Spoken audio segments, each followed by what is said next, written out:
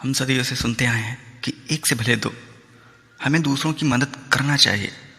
एकता में बल है। आखिर ऐसा क्यों कहते हैं? ये सब सत्य है या फिर केवल मिथ्या है?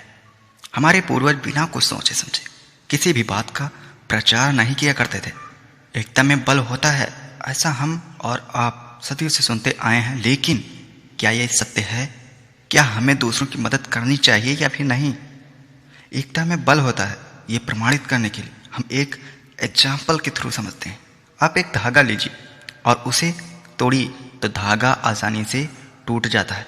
लेकिन उसी सिंगल धागे की जगह आप 3 से 4 धागे लेकर तब तोड़िए तो ये धागे आसानी से नहीं टूटेंगे, क्योंकि आपके द्वारा लगाया गया बल थोड़ा थोड़ा सभी धागों पर डिवाइड हो जाता है। पहली स्थिति में आपके द्वारा लगाया गया बल केवल एक धागे पर पड़ा तो वह टूट गया, लेकिन दूसरी स्थिति में आपके द्वारा लगाया गया बल कई धागों में डिवाइड हो गया, जिससे उसमें से एक भी धागा नहीं टूटा। इससे यह प्रमाणित होता है कि एकता में बल होता है।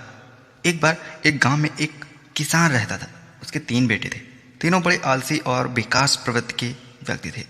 उन तीनों भाइयों में कभी भी बनती नहीं थी, जिससे उनके पिता काफी दुखी रहते थे।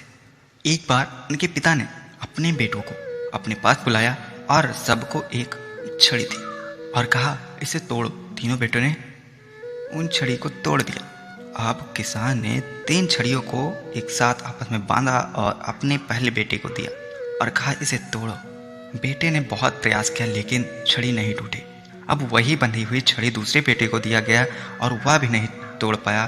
फिर तीसरे बेटे को वही छड़ी दी गई, लेकिन तीसरे बेटे ने भी इन छड़ियों को नहीं तोड़ पाया। तब किसान ने कहा कि बेटा, जब तक तुम्हारे पास एक ही छड़ी थी तुमने आसानी से तोड़ दी, लेकिन जब इन्हीं छड़ियों को बांध दिया गया तो तुमने उसे नहीं तोड़ पाया। ठीक वैसे ही यदि आप तीनों भाई अलग अलग रहोगे तो कोई भी आसानी से तुम्हारा फायदा उठा सकता है, लेकिन यदि आप तीनों भाई मिलकर एकता बनाकर रहोगे तो कोई भी तुम्हारा फायदा नहीं उठा सकेगा। इससे हमें ये सीखने को मिलता है कि एकता में बल होता है और एकता हमारे जीवन में कितना इम्पोर्टेंट है। यदि हम सभी एक बनकर रहते हैं तो दुनिया के हर असफल काम को सफल बना सकते हैं, और ये तभी संभव है जब पेरेंट्स अपने बेटों को जीवन से यानी जीवन में बचपन से ऐसे आचरण अप्लाई कराएं जिससे उनमें अट्रैक्शन बढ़े एक दूसरे के प्रति। आई होप आप समझ गए होंगे।